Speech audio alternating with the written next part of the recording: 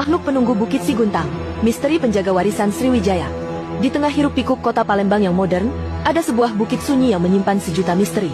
Namanya Bukit Siguntang, sebuah tempat suci yang oleh masyarakat Palembang dianggap keramat dan penuh aura sejarah. Konon, disinilah para raja besar kerajaan Sriwijaya pernah menginjakkan kaki, bahkan dikuburkan. Namun di balik keagungannya, terselip kisah tentang makhluk gaib penunggu bukit yang membuat merinding siapapun yang berani melanggar batas. Cerita ini bukan hanya dongeng yang dituturkan oleh para tetua kampung.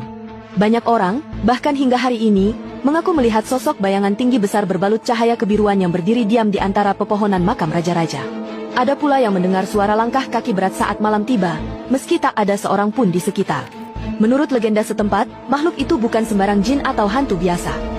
Ia disebut sebagai sang penjaga warisan Sriwijaya, sebuah entitas gaib yang dipercaya berasal dari zaman kuno, ditugaskan menjaga situs-situs bersejarah dari tangan-tangan manusia serakah. Makhluk ini digambarkan bertubuh tinggi, bermata merah menyala, dan kerap muncul ketika ada yang mencoba mencuri atau merusak peninggalan di area bukit.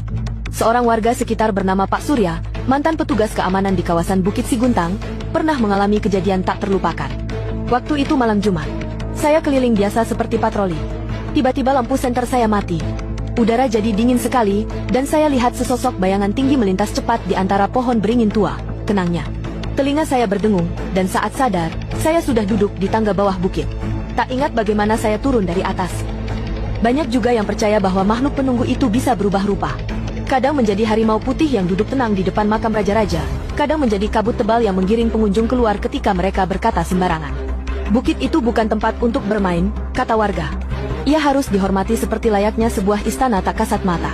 Peneliti sejarah lokal, Ibu Ratna Rahmawati, menyebutkan bahwa kisah-kisah gaib ini mungkin berakar dari keyakinan kuno bahwa situs suci harus dijaga oleh kekuatan spiritual.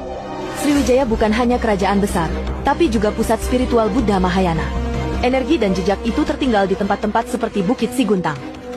Namun apapun penjelasannya, kenyataan bahwa banyak orang mengalami hal serupa di tempat itu tidak bisa diabaikan.